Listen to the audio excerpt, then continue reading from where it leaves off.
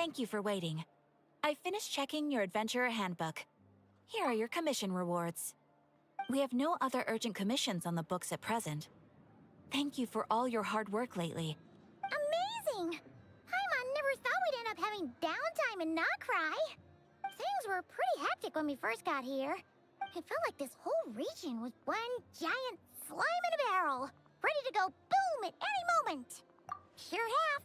Things were looking pretty dicey, but in the end, we managed to turn it around. Ah, yes. Are you two aware that the Moon Prayer Night is soon to take place? Oh, yeah! Well, wait. Why do you mention it, though? Do people in Nasha Town celebrate it, too? Paimon thought it was just for Moon Goddess worshippers. You're partially right. Most people in Nasha Town just see the festival as an opportunity to do business.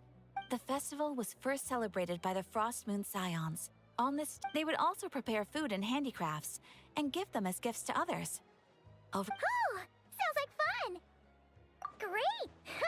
Well, in the meantime, since Catherine doesn't have any commissions for us, let's focus on some personal business instead. When we first got here, you mentioned that this was where your spaceship landed? We didn't get to follow up on it at the time, because we got wrapped up in that whole rare situation, but now we can finally start investigating it properly. Well, there's a saying Paimon's heard around these parts, which goes, if you lift up a rock, you'll find something you weren't looking for. By that logic, you'll never find what you're looking for while you're searching, but them could be worth a try though, right? Anyway, Paimon suggests we focus on other stuff we want to do for now, and just keep an ear out for spaceship-related intel as we go.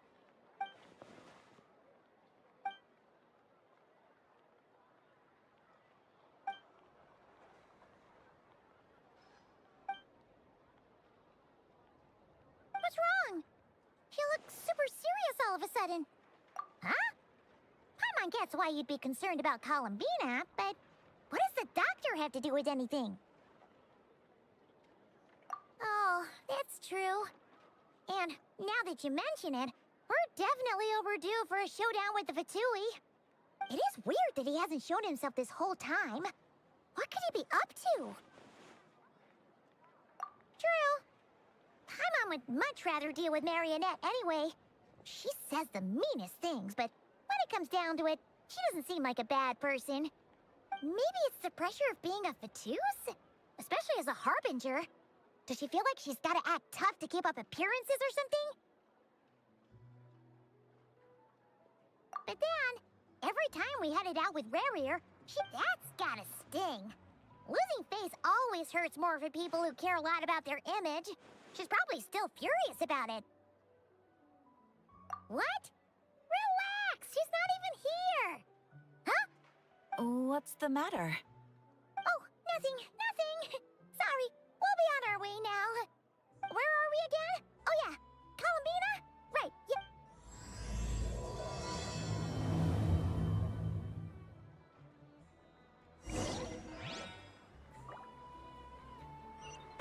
Hurry up, Grassa!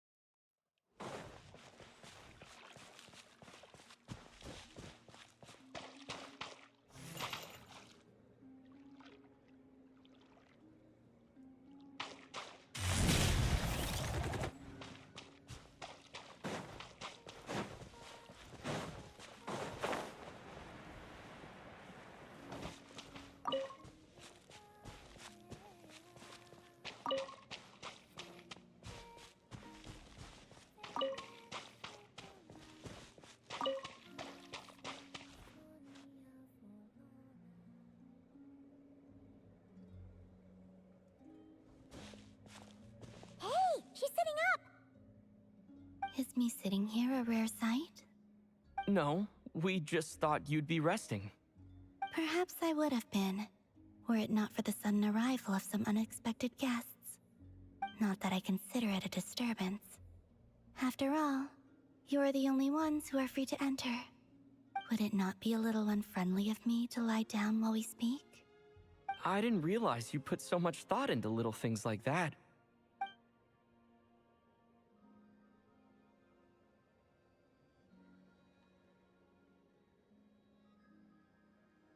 Only sometimes. There have been moments lately where I think about you and your companions. They are warm, mysterious, and cozy memories. Very few of my past memories are anything like that. They say that travelers return home bearing bags full of souvenirs. But my luggage was empty, and I believed it would stay that way. Return home? So, you're still planning on returning to the moon? Yes. This planet continues to reject me, reminding me that I do not belong here. If I remain in Teyvat, there will come a day that I disintegrate. And I don't mean reduced to dust, or turned into food for the flowers. I mean, I will cease to exist entirely. Alright then. Well, we're sure gonna miss you. But it sounds like we'll have to say goodbye. How do you intend to return? The moon prayer night is soon to arrive. On that day, the moon will be closest to Teyvat. The Kuvaki in this land will reach its peak at that time. I merely need to grasp the tide, and with relatively little effort. Oh, Paimon gets it! It'll work like a slingshot! You make it sound like she's gonna get blasted up to the moon. If I did that, I suspect I would crash into the false sky. I will be using a much gentler approach. But I do like the analogy. It's fun. You see? She gets Paimon's sense of humor. In the blink of an eye, the time has come to part ways. It does feel that way, doesn't it? Time seems to fly fastest when you are enjoying it. I have always thought of myself as a wanderer on this earth, and it has never expressed any desire to keep me here. Yet, just as I plan to depart, it tugs at my arm. Is this a gesture of affection? Or is the world mocking me? Oh. Were you hoping I can answer that? Yes. You are a traveler, so you must have a lot of experience in this area. Then, what I would say is, enjoy the moment. That's right! Don't overthink it! Happiness is happiness and joy is joy! The point is to enjoy it, not analyze it! I see. Then what I would say is, even though I am very tired right now, I am still happy. I can't tell from the tone of your voice. Oh, really? You don't think I sound happy? I'm just kidding. I could tell you were in a good mood today from the moment we saw you. Ah, a joke. Albeit not a funny one. Anyway, I assume you're here about you-know-what. Give me your hand. Actually, it's not that. There's something else we wanted to discuss with you. Oh. Then, do you still want to give me your hand? Or not? Sure.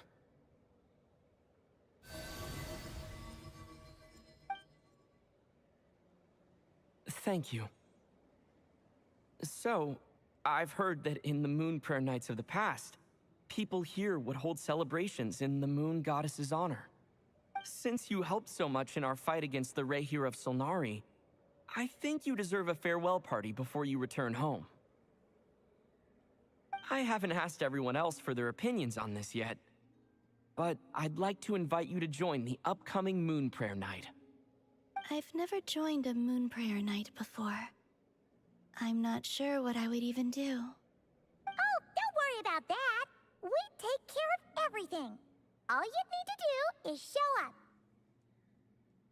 Of course, there's no need to force it if you're not feeling strong enough. It's just, this kind of felt like a golden opportunity. But they call me Kutar, and the Fatui have an arrest warrant out for me. I shouldn't appear in public right now. I'll make it work. You have my word. Yeah, we got your back. Well, he does. Paimon's actually not too sure what he's planning. All right, if you're sure. I will not refuse your invitation. I suppose it wouldn't hurt to pack a few more sights from this world into my suitcase before finally learning what my homeland looks like. Oh, if you see Lauma, please tell her that my answer to the question she asked me is neither yes nor no. Rather, it is, there is no need. That was kind of cryptic, but sure. Guess it's between the two of you. We'll pass along the message. Bye for now.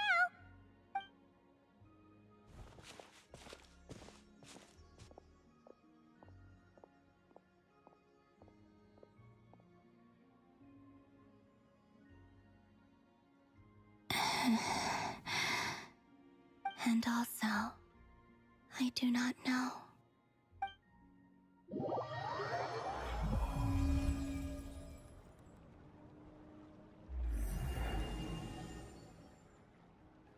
Since she's agreed to join the festival, let's go see who else wants to take part.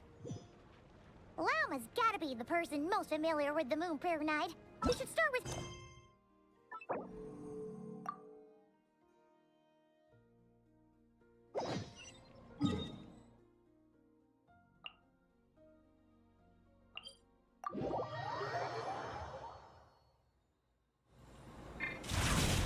Get back on track. Running late again.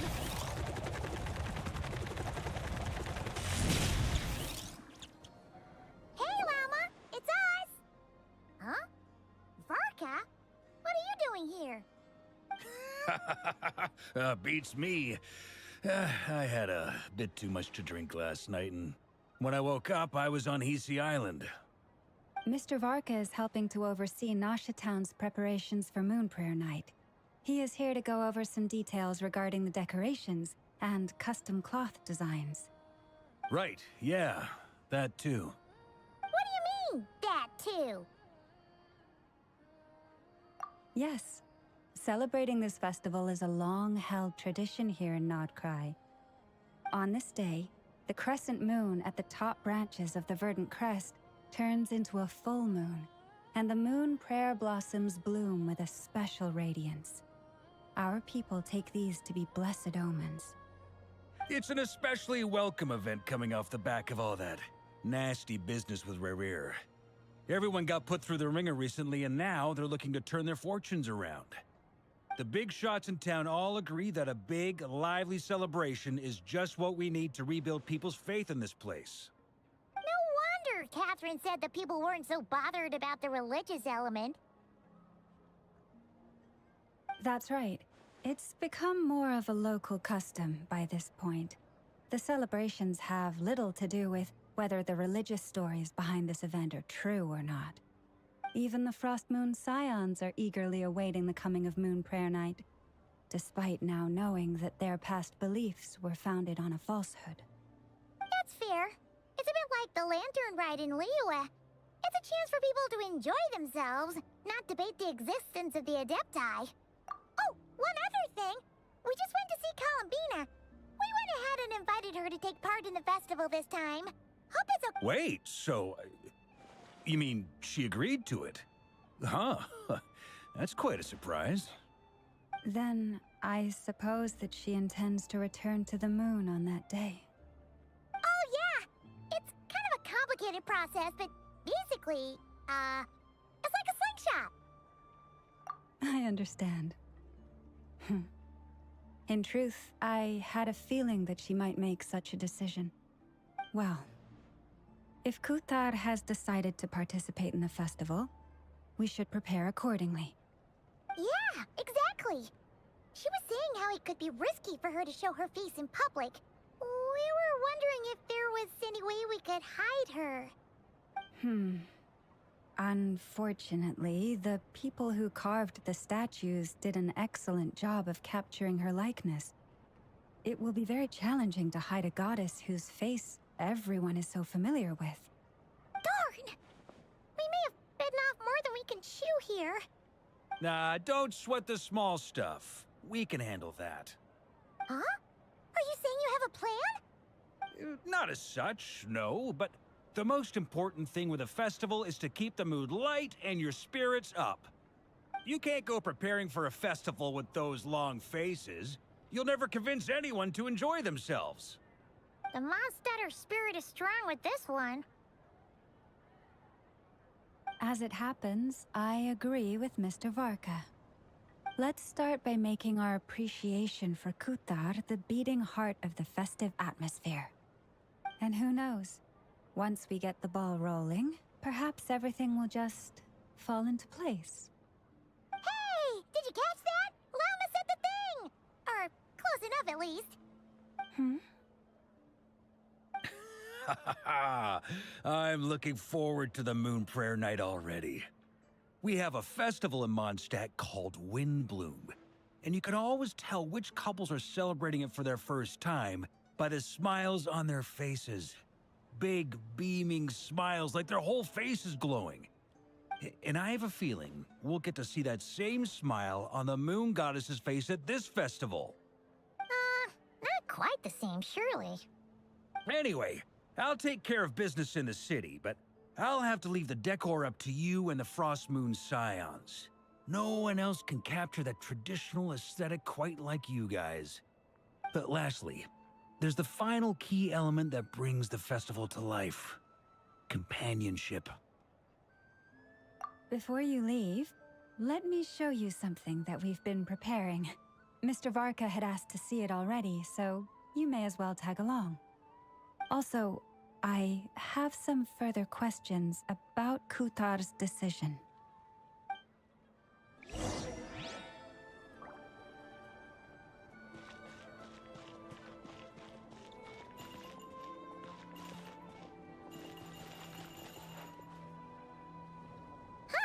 What's this? They sure look like they're having fun.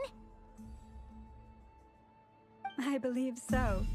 Kuhenki seem very skilled at playing drums like these, although I'm not sure where they learned it from. Maybe it's an innate talent? In their eyes, they're probably just playing with toys. Wanatar!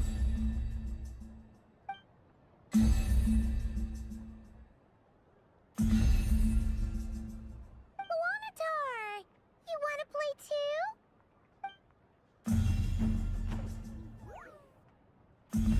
Yeah.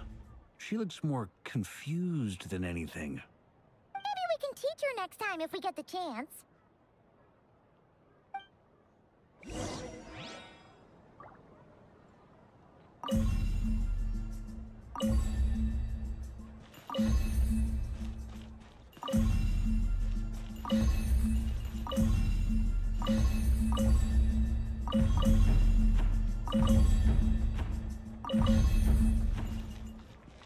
What are these?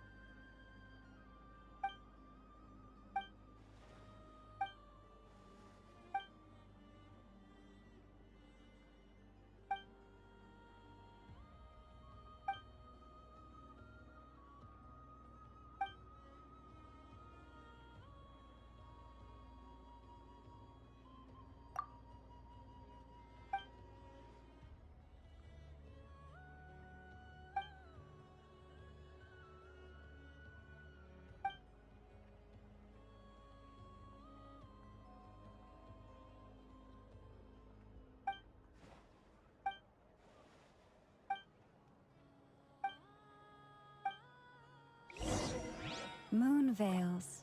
We hang them from buildings in the city during the festival. When you look at the sky through them, it creates a lovely mist. Everyone seems hard at work. They're preparing items for Moon Prayer Night. For instance, the sculpture being made over here, Mr. Varka and I were just finalizing the details of where it will be placed. Ah, there she is. I didn't know the finished article would be so large. Not to worry, though. All the necessary arrangements have been made. Just let me know once it's ready, and I'll get some people to ship it over. You have my thanks. And over here, we are preparing a very traditional confection. Oh, look at all these colors! It looks great! Can Paimon try one? Of course. I have a feeling you'll like it a lot. You bet! Sweets and treats are Paimon's favorite. If you included those in the Feast of the Moon, I bet Paimon would have joined the Frost Moon Scions by now. There will also be verdant crests like this present in Nasha Town during the festival. The timing of Moon Prayer Night is not completely set in advance. We make a rough estimate, then observe the changes in the verdant crests and moon prayer blossoms to guide us. As such, the wait itself is a fun feature of this particular festival.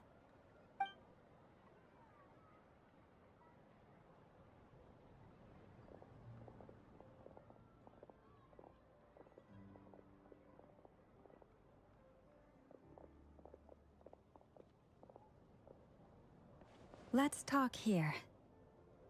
To tell the truth, I am very surprised to hear that Kutar is willing to participate in the festival. I once asked her if she'd be willing to stay with the Frost Moon Scions. I could introduce her to everyone, and we could be a family to one another. She did not answer, but she has not appeared here since. I took this to mean her answer was no, but if that were the case, she would not have accepted this invitation. Ah. I see. Maybe she is right. Maybe the Frost Moon Scions of today no longer need a moon goddess. But my wish was not for her to come here and be worshipped as a deity. I simply wanted to offer her a place to stay. I'm sure she believes that showing herself here might invite Fatui intervention, and as such, she does not wish to cause us trouble. But what really pains me about all this is that this is her birthplace. She ought to belong here, yet no one has been able to grant her shelter. I think I'm qualified to weigh in here. When someone's about to depart on a long trip, what they need is blessings, not burdens. We should wish her the best, not make the journey harder than it already is. Anyway, she's agreed to attend, hasn't she? All we need to do is simply respect her decision. I see your point. Yes, she will soon depart after all. Our job is to leave her with some happy memories. Besides, who's to say her journey to the moon is a one-way trip? It's not like she can't come back and visit if she wants, right? Paimon agrees wholeheartedly. Festivals are all about having fun, so let's keep it simple. All right, I'm gonna head back to Nasha Town soon. Want to come with? I'm guessing you have some other folks to visit there. Sure thing, let's go! Bye for now, Wilma! Thank you all. Goodbye.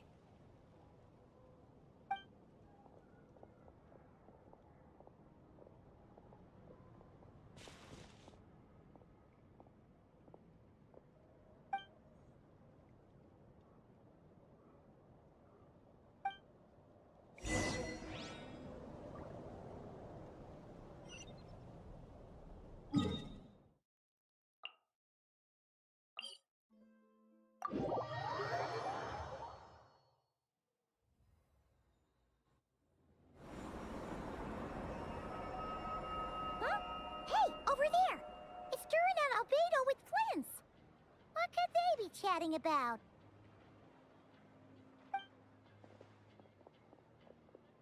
Your guess is as good as mine. Ah, Grand Master, and the Traveler in Paimon. Hello there. It's been a while. Perfect. We have some new volunteers for our investigation. Wait, let me guess. The righteous Lightkeepers are finally ready to hunt down the Abyssal Dragon? Haha. Yes, that too. Yeah, right. Oh, wait. Why does everyone keep saying that too? Well, to be precise, the facts match, but not the causality. Wait, so I guessed right? Half right. Don't act so impressed with yourself. Maybe I can explain. We ran into Mr. Flint's north of Nasha Town. At that time, we just noticed a few abyssal creatures out in the wild, but the strange thing was, I didn't detect any traces of abyssal energy on them at all. On closer inspection, we realized that they were not real monsters, but something akin to reflections in the water, or perhaps a mirage. Huh? What do you mean? Like, you could see them but not touch them? Exactly.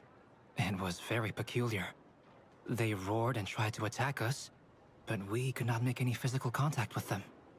I think I've heard of things like that happening in Krai before, but I don't know much about it.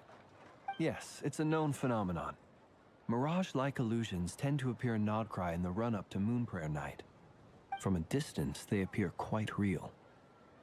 I myself thought that Misters Durin and Albedo were locked in battle with abyssal monsters when I first arrived.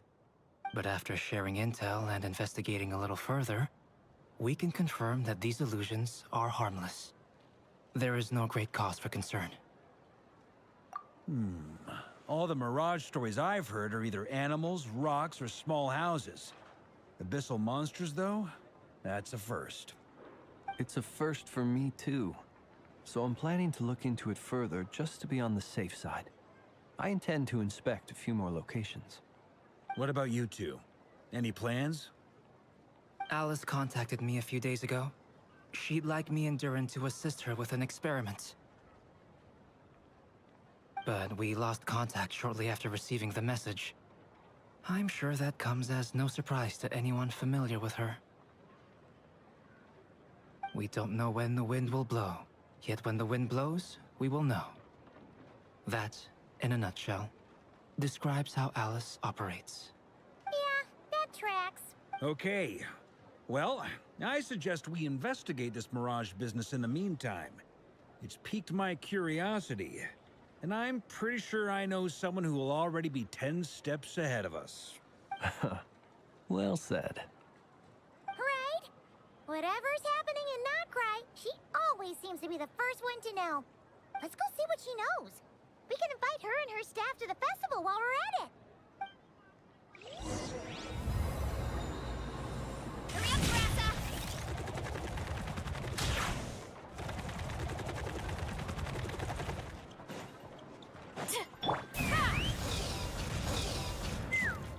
Try and stop me!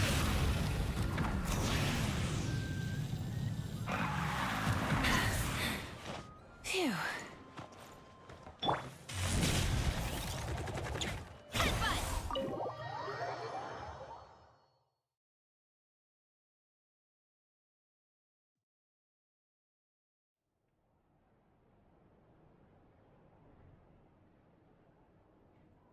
You're right, I have noticed.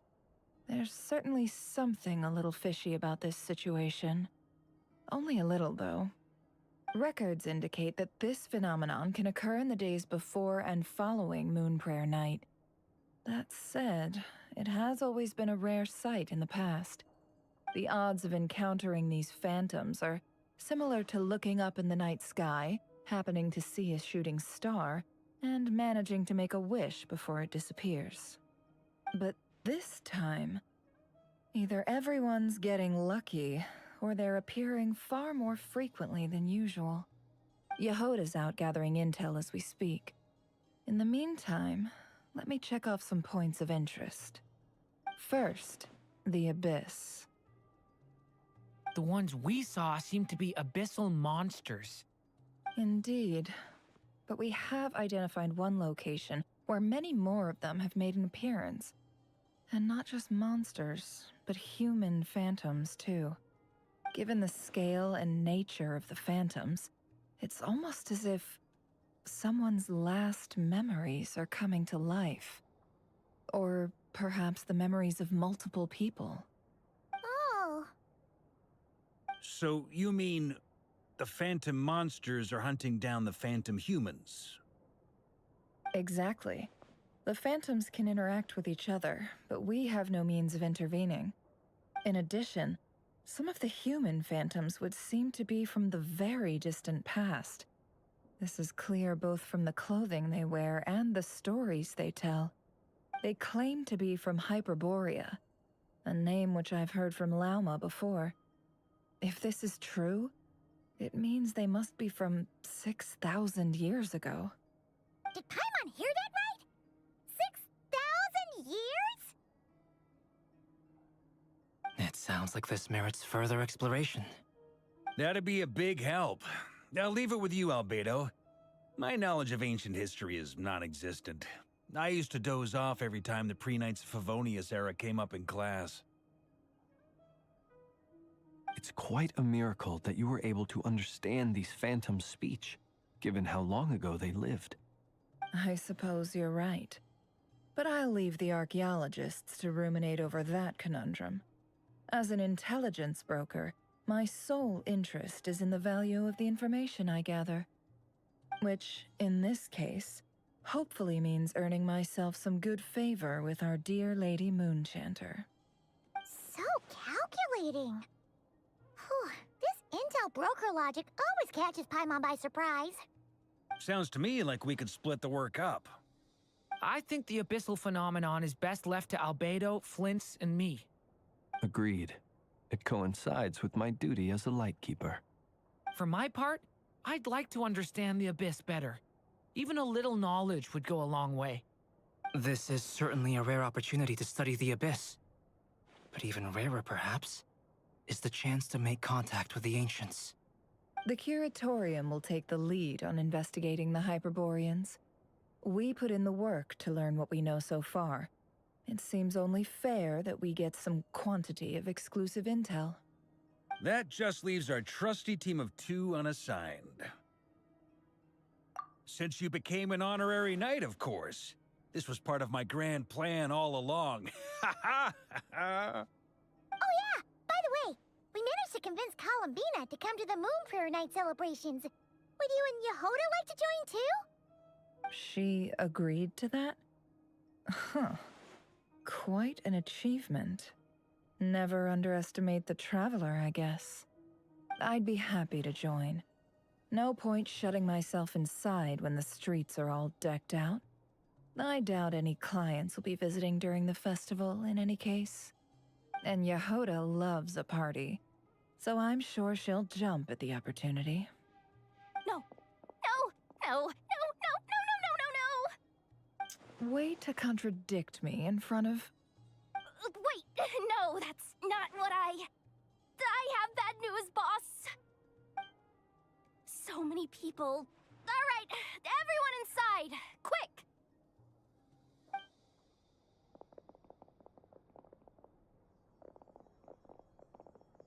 This is gonna sound crazy, but hear me out.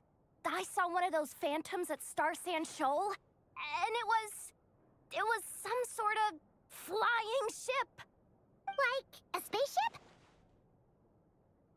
That's gotta be the one you came to Tibet in. You said you saw the same thing through the moon marrow, right? Huh? You already know about it? Ugh, I thought I was gonna blow people's minds. Turns out I'm the last to find out. Wait, back up. You came here in a spaceship? Now my mind is blown! What's it like on the inside? Was it like flying through space? I want to know everything! Yep, exactly. Huge discovery. You're the best, second best intel broker in the world. After your boss, of course. Wow. Really? Well, I don't know if I'm all that, but... I guess that decides where we're heading next. Come on, don't look at me like that. I know the spaceship doesn't have anything to do with me, but you don't want to leave me as the only one twiddling my thumbs, do you? Please? Fair enough. You can tag along. In that case, let's meet back here to discuss our findings once we're done. I wish everyone a productive investigation. You too!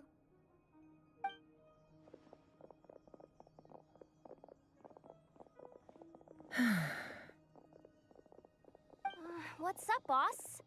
Aren't we gonna head out? Tell me, Yehuda, when did the curatorium start giving out intel for free? Oh, sorry, boss.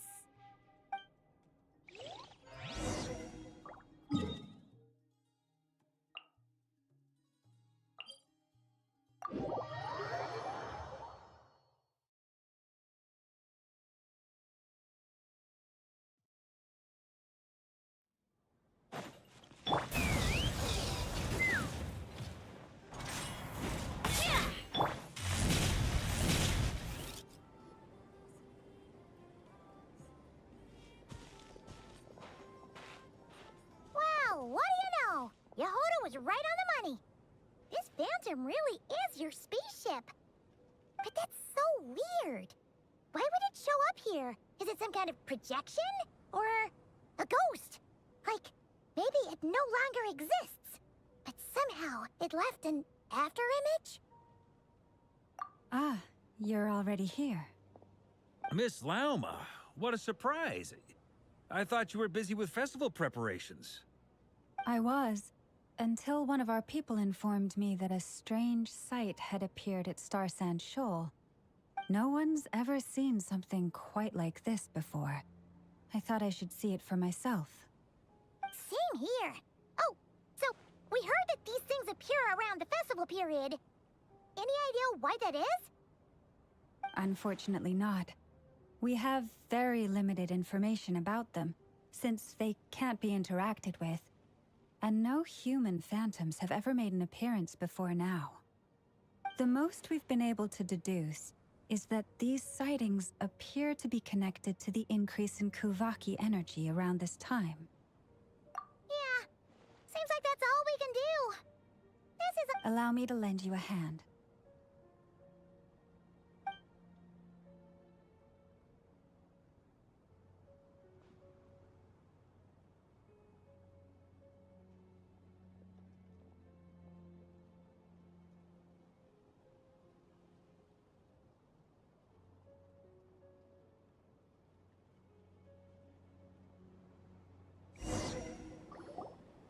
Everyone, our friend here should be able to provide us with some information. Is that a phantom Rhymehorn deer? I've heard about how the Frost Moon Scions live in harmony with the animals and can even communicate with them. That's coming in handy now, for sure. Okay. Yes, I understand. Then how about this?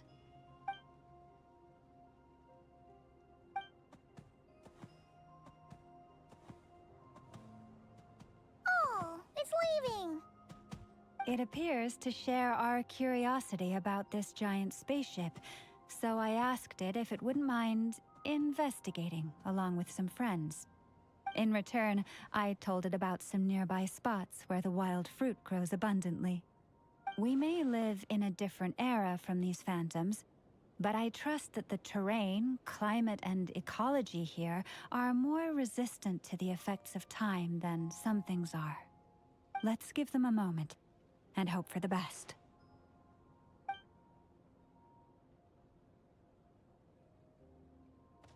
All back together? Must have been a lot of fruit. Indeed. Now let me ask them some questions.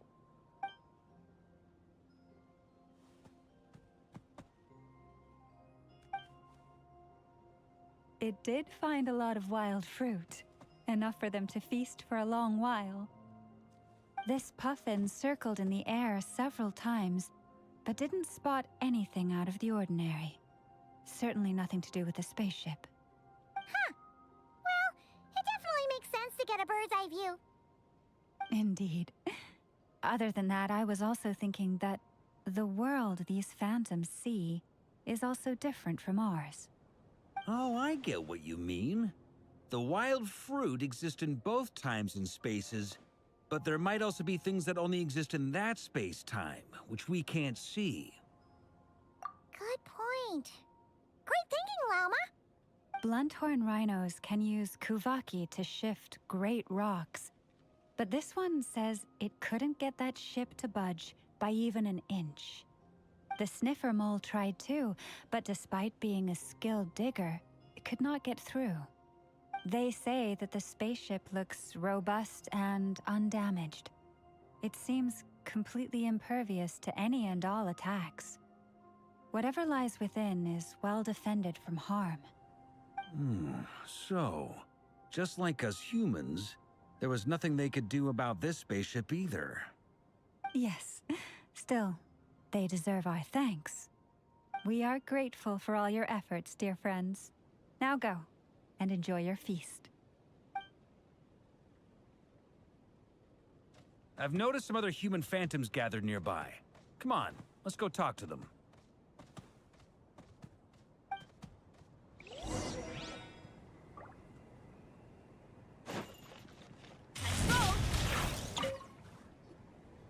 What is this thing?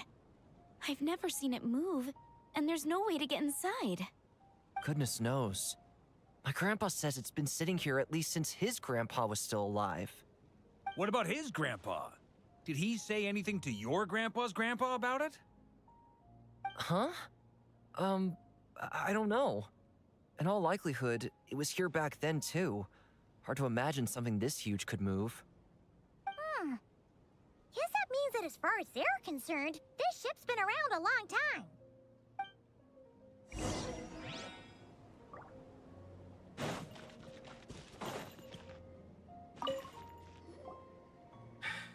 Come on, brothers.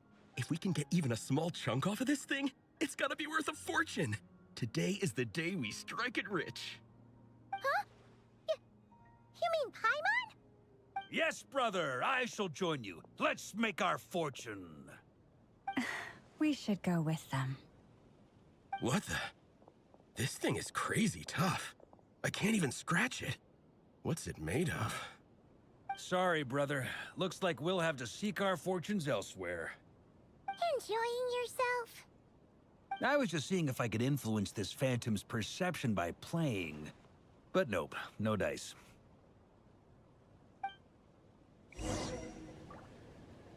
I'm sure we're all starting to build up an idea of what's going on here now that we've spoken to some of the people. These phantoms are reenacting real historical events in Krai. It's almost like we're in some kind of interactive stage play. We can talk to the actors, but the plot is fixed, and we can't influence it. It makes sense. History is set in stone.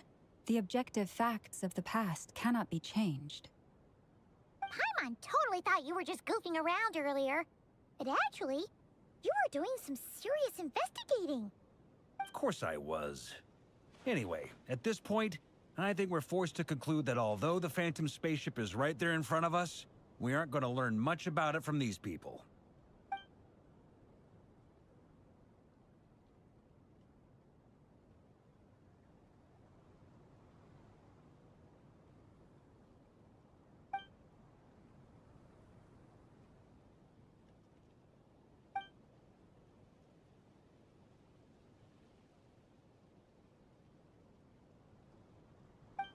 Don't be discouraged. If nothing else, this is proof of the ship's existence. And think about it. So many people tried to hack their way inside, but no one could get the door open. It's made of very tough material. To me, that says that we'll either find the ship itself or the story behind it. It's just a matter of time. Huh. Every now and then, when Varka gets serious, he actually does seem like Grandmaster material for once. I wonder how the others are doing. Let's head back for now. Sounds good. Also, drinks are on me if Team Knights of Favonius is the first to finish. Wait, we have a team name now? Am I in Team Knights of Favonius as well? You're very welcome to join. We've even got a cathedral ready for you. Isn't that technically blasphemy? You wouldn't dare make a joke like that if Barbados was in earshot. Nah, I'm sure Barbados doesn't mind a little harmless blasphemy once in a while.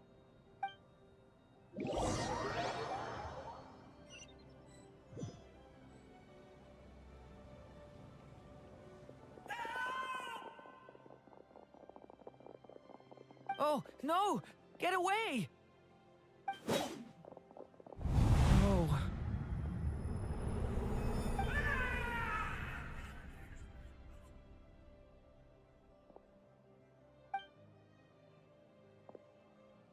I know it's hard to stomach, Mr. Duran. But as I'm sure you've noticed, there is nothing we can do to intervene in that which unfolds before us. But we have to at least try. And try you have. But are you aware of how many unsuccessful attempts you've made now? I wasn't keeping count. I'm afraid this is the 39th failure so far. Or the 5th if we're only counting this particular victim. There are no indications that these phantoms may be altered in any way. You seem to have calmed down a little. I'll make us a fire. You should rest and have some water. Feeling any better now, Mr. Duran? May I ask a few questions? Be my guest. What exactly are we witnessing here?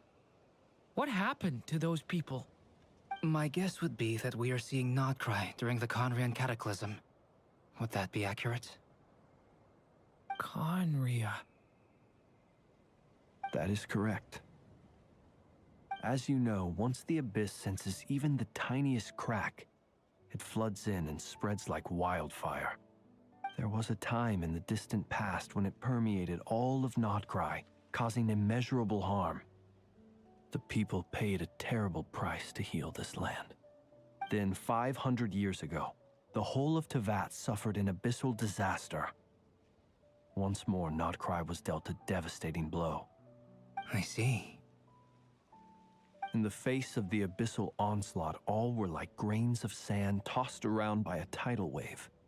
Be they human, fae, or god. The moment you witnessed is but one drop in a whole ocean of catastrophe. All right.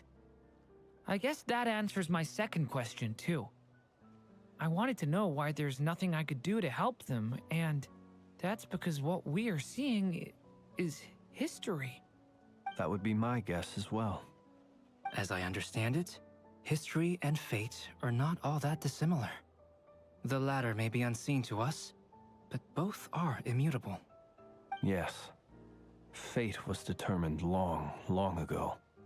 I still have a couple of other questions for you, Mr. Flint's. You mentioned more than one abyssal disaster that has struck this land in the past. How can you be sure that what we're seeing is from the Conrian incident? And also, how are you able to stay so calm when you're talking about these events? From everything I know about you, you're not cold or ruthless, and you're not indifferent to the suffering of others. Alas, I am forced to show my age. I must be 600 or 700 years old by human measure. Wait, so you... One is not easily moved by history when one has witnessed the truth firsthand. I'm sorry. You needn't apologize. Your passion is a good thing to have. Treasure it, because someday you may find it in terribly short supply. Now, at the risk of offending you, I have a question in return. Your curiosity toward the Abyss, is it born from hatred or because you sense its call? I only ask because I kept a fragment of Rerear's body in my lantern for a short time. Specifically, his heart. So I know what a burden it can be to carry the Abyss with you. And I hear its power growling from somewhere within you. In my eyes, your mere existence is a miracle.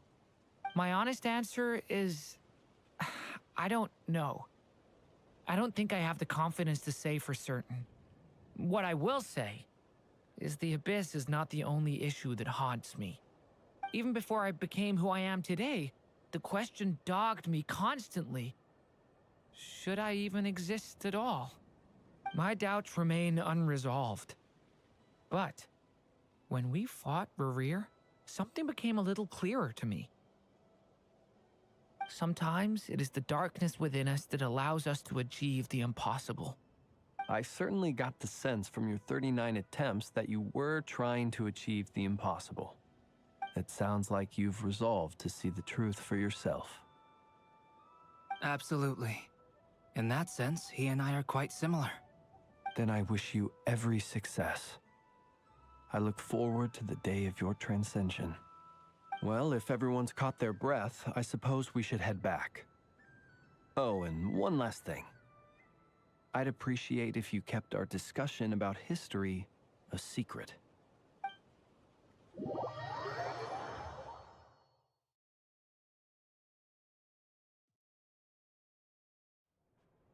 Incredibly, our separate investigations led us all to the same conclusion. Hooray for consensus! Yeah, but we barely learned anything, though. I totally thought this would be the mother lode. Talking with the ancients? I mean, come on! But nope. All we got was useless snippets of conversation. And all this stuff about moons and hyperopia. What a load of baloney. Seems like people back then had a few screws loose. I understand your frustration. We found the same issue. Each phantom only showed a very brief moment in time. There isn't much value to be found in these miscellaneous fragments of a civilization's history, no matter how glorious it may have been. If there's a silver lining, it's that these phantoms are harmless to the present reality. They shouldn't get in the way of the festivities. Paimon agrees. And not just because it's the first thing she understood in this whole conversation. You look disappointed, Nefer. Is something the matter? What do you think? We all worked our tails off, but the only one to gain anything from it was you, Lady Moonjanter. Well, please do share the Hyperborean records with me. I will gladly inscribe them in our people's documents. Oh, duh! Yeah! That was it! Hyperborea! Hyperborea. I'm serious. Only an expert in the Frostmoon Scions and their history can turn these records into valuable research material. The alternative is to let them gather dust on the Curatorium's storage shelves until the pages turn yellow. Nefer, you're wise enough to know that cooperating and sharing the profits is the best course of action here. Well, that goes without saying. Sure, let's do that. Huh? But didn't you say we aren't supposed to give out intel for free? Sorry. Shutting up. Now is not a good time to push Nefer's buttons. Anyway, back to Moon Prayer Night. I'm thinking that we should prepare something a little special, aside from the usual decorations and so on. You mean a parting gift? Can't go wrong with food. Although, does food go bad on the moon? Perhaps a lantern would be a better choice. It might be dark up there. It could prove difficult to light a lantern on the moon. Magical stones might serve that purpose better. What about a clockwork mecha model from Fontaine? I've got a whole bunch at home. I use them for fighting practice in my free time. None of these sound like things she would be even remotely interested in. But we don't interact with her enough to know what she likes. Yeah. It would really save us the guesswork if someone could find out what she's into. Wait, what the? Traveler? They're all looking at you. Great! Haha, problem solved. Now, I need to stop by Dory's. Gonna need her help sourcing a bunch of stuff for the festival. Then let's leave it there for now. We all have our own business to attend to. Traveler, if you find out what Kutar likes, let us know right away.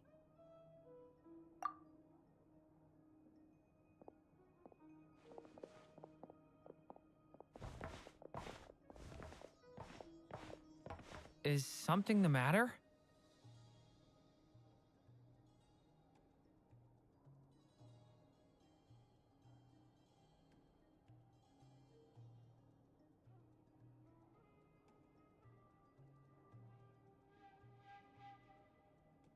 I'm fine. It's just... I'm still feeling a little rattled after witnessing the horrors of the Abyss. But it's okay. This is something I have to work through. I'll be all right. Thanks for your concern. Well, don't put too much pressure on yourself. If you ever feel like something's wrong, physically or mentally, we're here to talk. Come on. Stop treating me like a kid.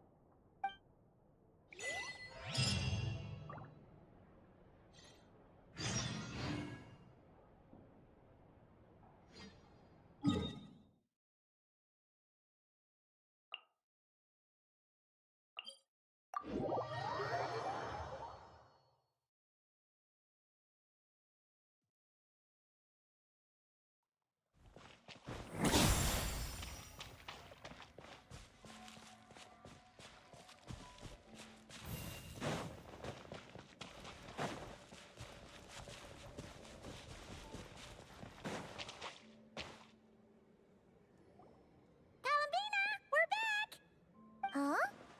She's not here.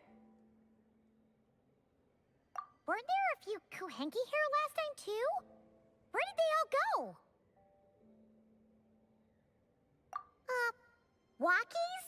For Kuhenki? You're not pets, you know. Oh, well. Looks like we just came at a bad time. Let's try again tomorrow. There's still a few days until Moon Prayer Night, so we're in no rush. Besides, she needs time to rest anyway.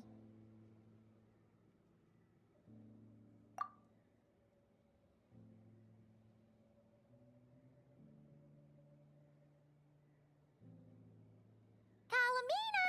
Are you back yet? Oh, how strange. Looks like she still isn't here. Right? It's not like her to spend so much time outside. Especially since she's worried about attracting unwanted attention. What about Luonatar? Luonatar, you there? Hey! Do you know where Kalambina went? Sorry, didn't understand. But if you know where she is, could you take us to her? Yeah, that's even stranger. What about them? Oh, that's not good news. They change color when Kalambina gets weaker, right? And they look super pale right now. Good idea. She might know what's happening.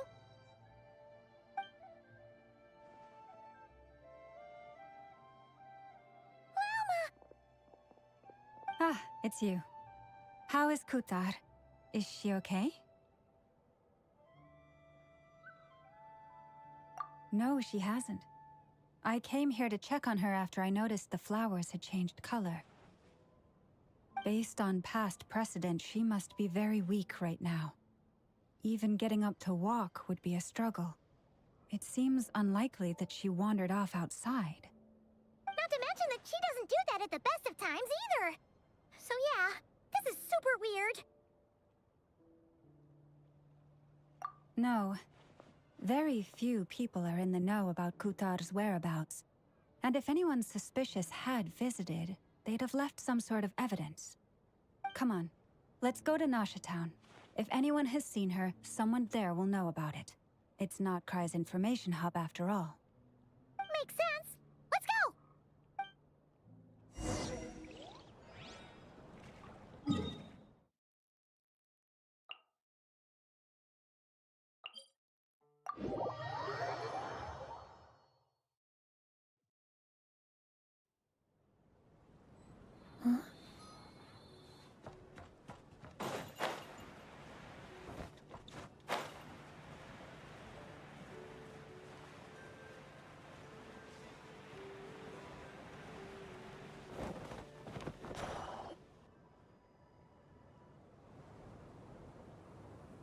Wait a moment. Is it just Paimon, or is this stall kind of suspicious? It's never been here before, right? No, I don't recognize it. Alas, your free and easy adventure time is over. Now, prepare to face the final boss of Nod Krai. Whoa! Where'd that voice come from? Not sure, but it's definitely hostile. No, no, no, not that way. The final boss is right here. The sniffer mole? That's the final boss? Surely not. Also...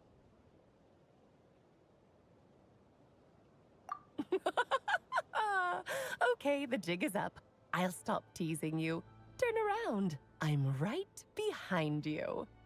It seems I've managed to leave quite an indelible impression, even though you've never seen my face.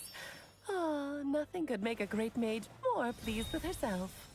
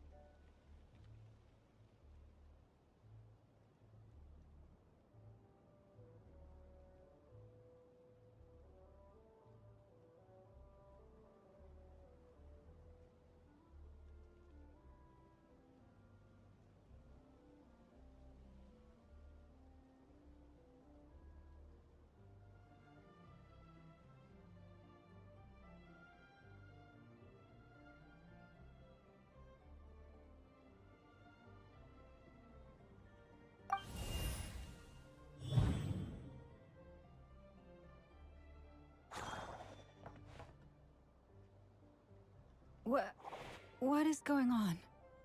I've heard that all the big shots in Tevat have long, wordy titles that stun people speechless when they make their entrance. Unfortunately, none of them are affiliated with the Hexen Circle, and we ourselves keep a very low profile. The notorious name-dropping doesn't quite work for us. Still, I, for one, think I'm really quite amazing. So that didn't stop me from coming up with a title anyway.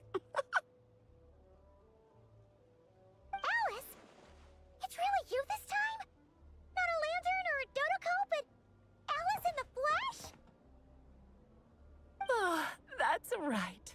So, what do you think? How does it feel to finally meet me? You look like... What is that supposed to mean, I'm the mother of Klee, Tivat's #1 cutie. How old could I possibly be? So she's a friend of yours? Kind of. This is actually the first time we've seen her in person. I see. Madam Mage, that was, quite a powerful entrance. I certainly won't be forgetting it anytime soon. It's okay, Lauma, don't force it. Paimon will do the honors. This is Alice from the Hexen Circle. She's a friend of ours. And of Arcus, too. That's right. She's a good person, just kinda unpredictable. Well, what is the human heart if not unpredictable? If we could not do as we please, how would we differ from machines? I am Lauma, Moon Chanter of the Frost Moon Scions. It is a pleasure to meet you.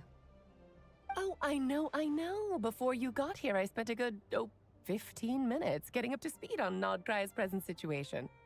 In other words, I've read the whole "in the last episode" part, so we can skip the pleasantries. Fair enough. Well, Miss Alice, I can already tell that you have quite a unique personality. He'll get used to it. Paimon sure is. So anyway, what are you doing in Nodkrai, Alice? Oh, I thought I told you already. This time, I'm the final boss. And what a formidable foe I shall be. Powerful, confident, decisive, and good luck finding my weak spot. You will never succeed.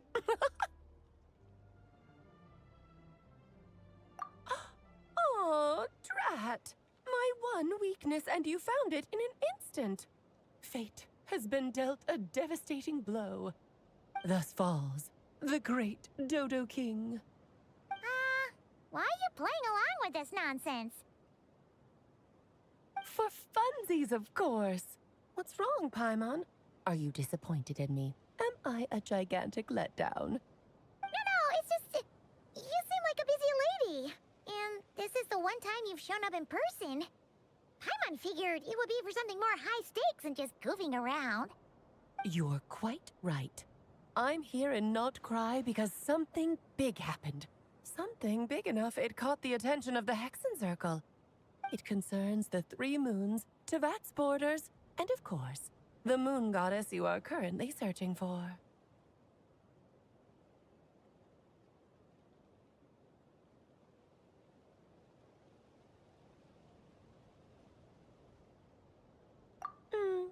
Kind of. Why don't we discuss this over a pot of tea? My main reason for coming on this trip to Tivat was, of course, to have some fun. But I do technically have a job to do as well, namely, maintaining the stability of Tivat's borders. I'll skip over the complicated parts, but to sum it up, abyssal energies are all that lie beyond Tivat's border. We'd find ourselves in a real pickle if they ever made it through.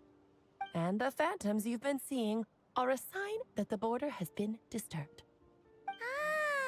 No wonder they tend to show up around Moon Prayer Night. Is it because the real moon is now so close to us that its power can cross the border? In part, but only a negligible amount passes through. Just enough to influence the verdant crests and so on. And as you've noticed, there has been an unprecedented number of phantoms appearing this year. The influence of the moon beyond the border cannot explain this. No. There is another far greater factor at play. The trilunar syzygy. A trilunar syzygy? Eons ago, before the heavenly principles came to Tivat, it was the then 3 moon goddesses who controlled the laws of this world. Oh, that's exactly it! The 3 goddesses split these powers amongst themselves, promising never to consolidate them into one singular body. This was meant to keep the world stable. But, fast-forwarding to the present, the eternal moon's marrow is with you, while the iridescent moon's marrow, which should never have appeared in this world, has been retrieved. Add that to the presence of a moon goddess in the flesh and... the power of all 3 moons is gathered here in Krai. There hasn't been an event like this since the War of Funerary Flame. And it's having a noticeable effect on Tevat's borders. Because I wish to give my darling daughter a peaceful, sunny environment to grow up in. Is that a good enough reason? Kinda sounds like you're dodging the question, but it does make sense. Well, that's one reason anyway, and the most important one. The others are a little complicated to explain. For instance, cleaning up after dearest Miss R. Albedo could tell you more about that if you're curious, but right now, I have a more important question to ask you. Why are you collecting the moon marrows? I see. Nicole told me about that legend once. Nicole? You mean meet Anne? Oh, so you remember. Yes, of course. That was a story about fate, her area of expertise. But back to the story of our dear moon goddess. I'm afraid her intended method of returning to the moon is unlikely to work anymore. What does that mean? She may be missing, but she hasn't gone anywhere. She has disappeared.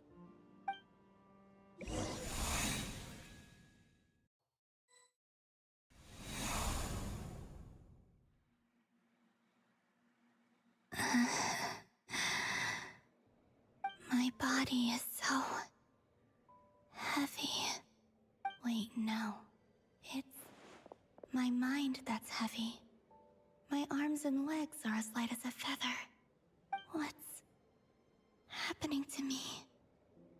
I feel drowsy, like I've been asleep for too long. Is it daytime or nighttime? Is the moon out? I think I'll go for a walk.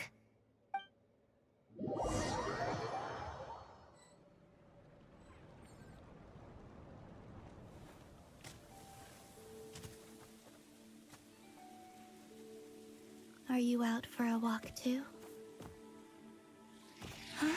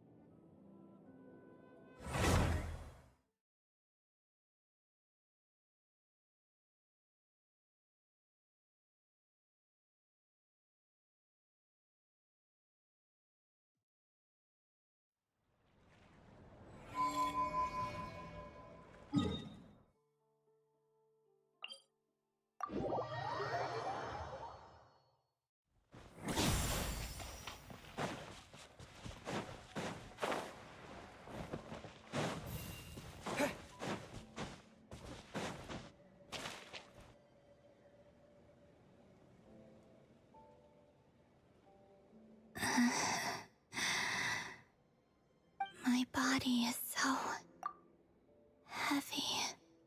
Wait, no. It's my mind that's heavy. My arms and legs are as light as a feather. What's happening to me? I feel drowsy, like I've been asleep for too long. Is it daytime or nighttime? Is the moon out? I think I'll go for a walk.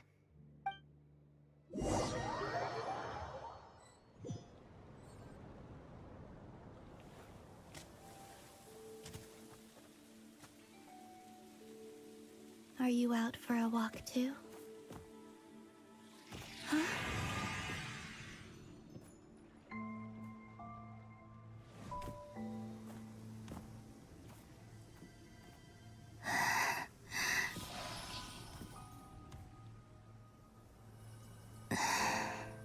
The day has come at last.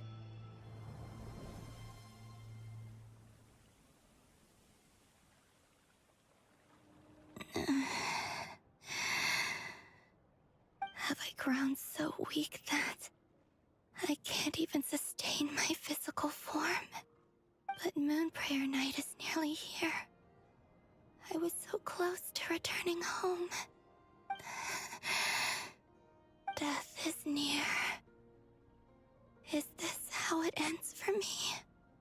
Will I return to the moon after I disappear? Or...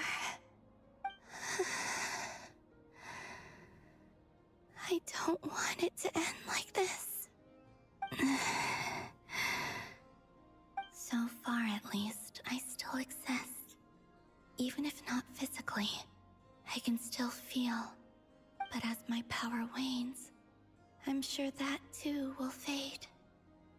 I suppose I might take one final look at this world. The world where I was born.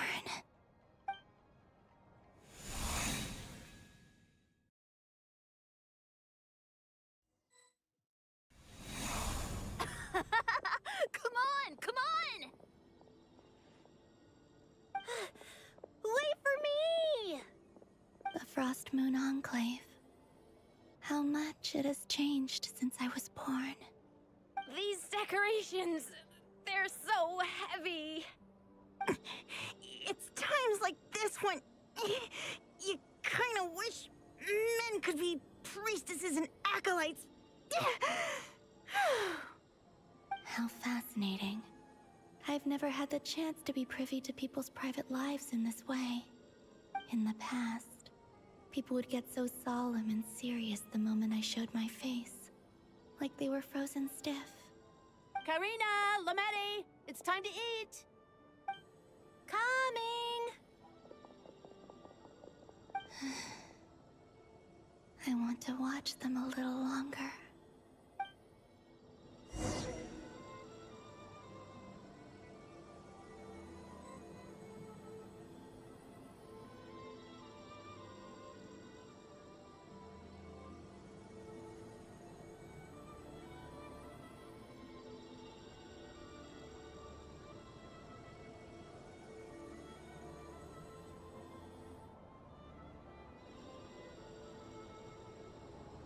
So just fill these balloons with air, right? Yep. Try a couple now to test things out. The rest can wait till Moon Prayer Night. Think fast. Rita! Teasing an acolyte of the Frost Moon Scions? Surely that's a punishable offense. Take this!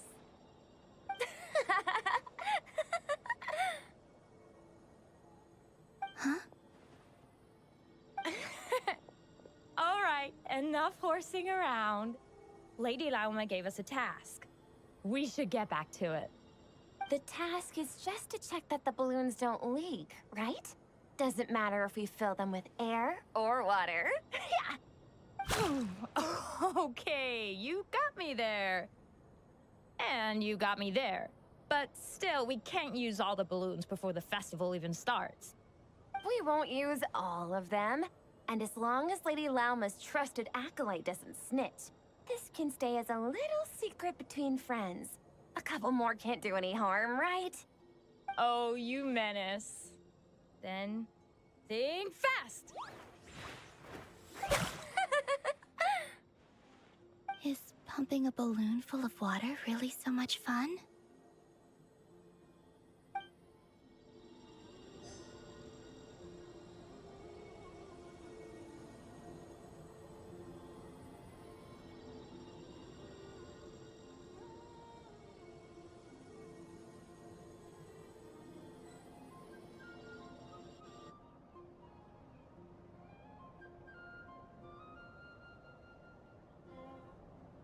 I'm sure you're both tired from playing all day. Come on, eat up. A plain, humble meal. That has always been the way of the Frost Moon Scions. Huh?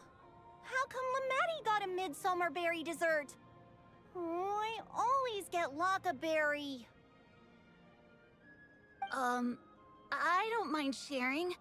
You can have a bite of mine if I get to have a bite of yours. Hmm? They're sharing food? I've never shared food with anyone before.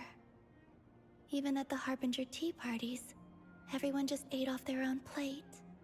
And when I couldn't finish my food offerings from the Frost Moon Scions, they'd leave the leftovers out under the moonlight for the animals to claim. Hey! That was 2 bites! Oh, then you can have another bite of mine. Oh, you too. Oh, don't fret now. Here, have some of Granny's too. So this is what it means to be family.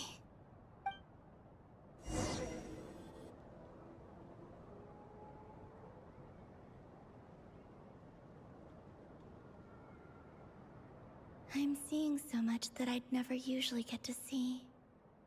They'd never act like this when I was around. It's nice, being able to just watch people in peace in these final moments. What a rare opportunity. I think I'll go take a look around Nasha Town, too. Maybe the Traveler will be there.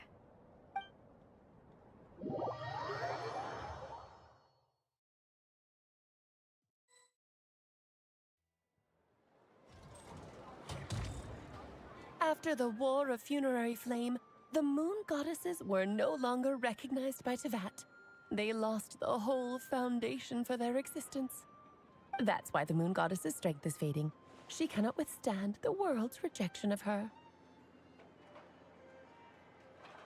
To be more pedantic about it, the Moon Goddesses did something to offend the heavenly principles, and that's why they were ousted. Something of a recurring theme in Teyvat's history. Theoretically, speaking so candidly should put me in their crosshairs too, but they can't tell me what to do. I'll say whatever I want. Anywho, the Moon Marrow energies were but a drop in the bucket for her, and that battle against the Ray Hair of Solnari only weakened her further. Fortunately, it happened close enough to Moon Prayer Night when the Kuvaki concentration here is high. That's the only reason she managed to survive this long. What do you mean, fortunately? You said she disappeared. We're too late. Ugh, what a headache. I thought this was all common knowledge. I guess I have some more explaining to do. Okay, buckle up. It's time for another lecture.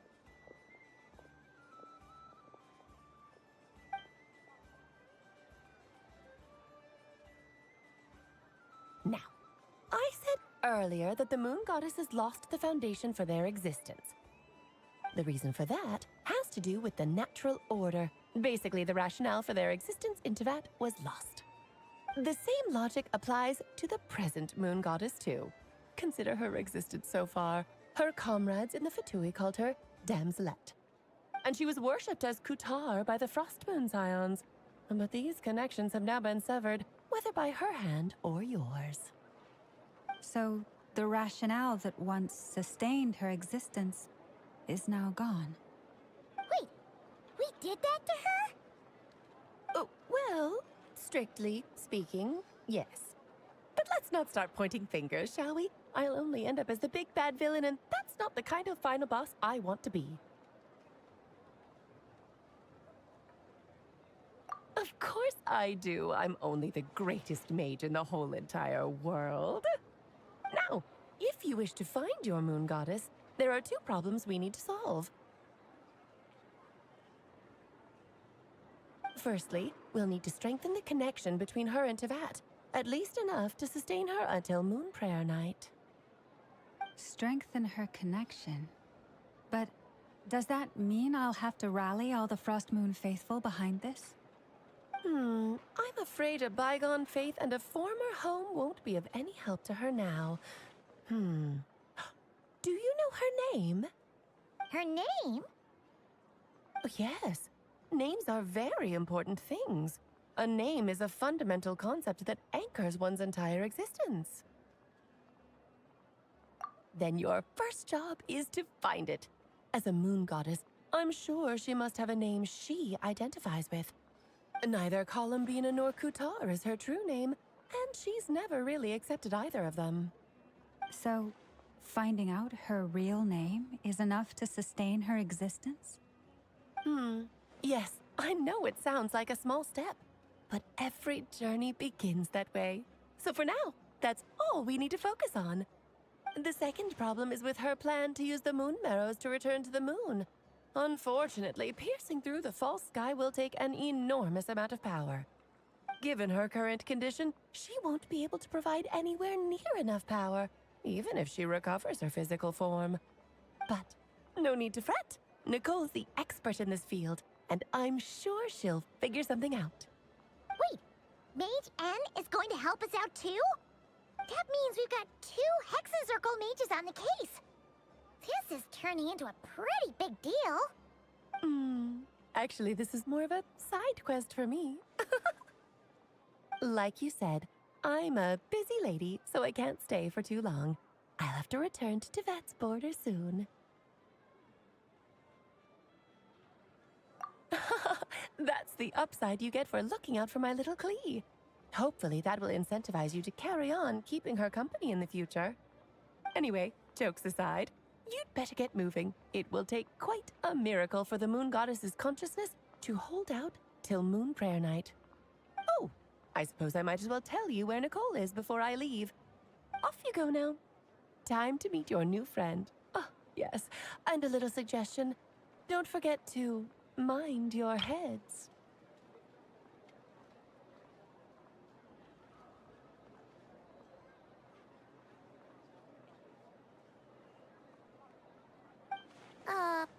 What? I wonder how Durin's doing. I should really go see him before I head back. You really are super busy. I most certainly am. There's so many children I have to keep tabs on just in Mondstadt. Durin, Albedo, Venti, Varka. Klee didn't make the list, huh? Of course not. Klee is my pride and joy. I have no qualms about her, because she's the best child in the whole wide world. Yep. Klee's a little angel. I'm glad you agree. Well, all the best. See you when I see you.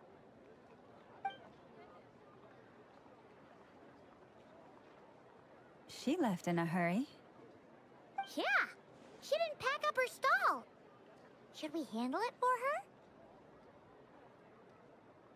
I must say, I'm now very curious about her daughter. Klee, wasn't it? What's she like? That's a long story. Come on, we'll fill you in as we go.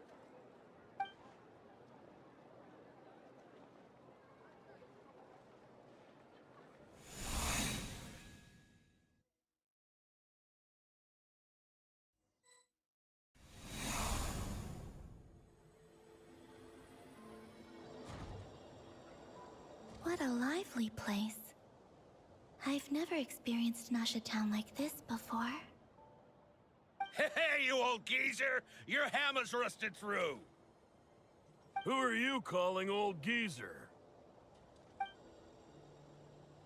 Are they quarreling? I'm looking right at him! You've really gone downhill since giving your daughter free reign in the workshop. Can you even swing a hammer anymore? It shouldn't take you days just to fix a single chair. You might as well use that hammer to massage my back for all the good it's doing. Don't run your mouth, or you'll get a back massage that'll put you in bed for the rest of your life. Look, the materials haven't arrived yet, all right? I'll bet you send all the materials to your little princess. Blood's always thicker than water, huh? All right, you've made your point, Uncle Koski. As soon as the materials arrive, fixing your chair will be the #1 priority. And Dad, if you've got time to chat, why don't you lend me a hand, See? Lolka knows what the score is. I guess they're friends. But the way they spoke to each other was so ugly. Then again, it wouldn't be the first time I've seen something like this. Columbina! Sing outside my door in the middle of the night one more time, and I'll unscrew your vocal cords. You hear me? Oh, Zandrone. So that was her way of trying to be friends with me. What a pity. I won't get the chance to say any ugly things in reply.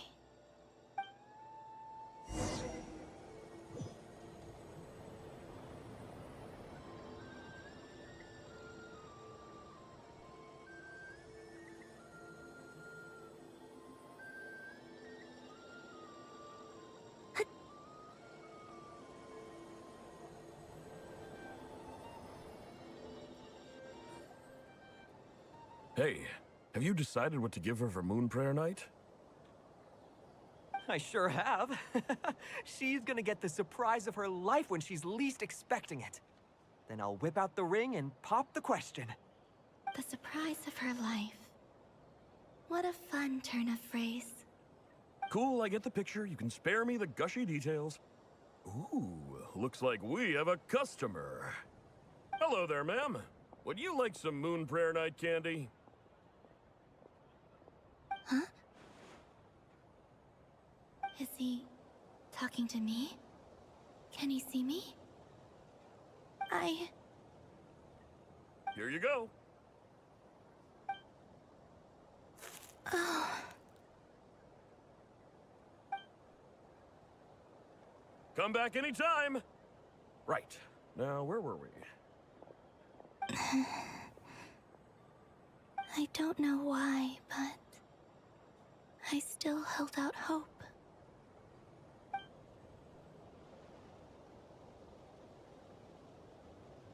The most important thing right now is to find that mage. This name thing seems super important too, but where do we even start looking? I'd better go pay the Fatui a visit.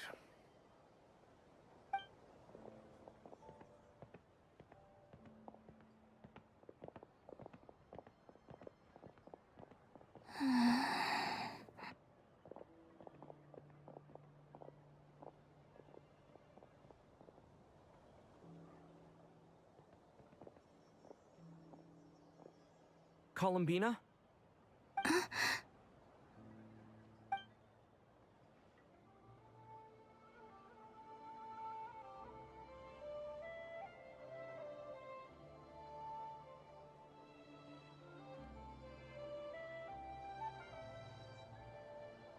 Traveler? Let's go! This is no time to be spacing out!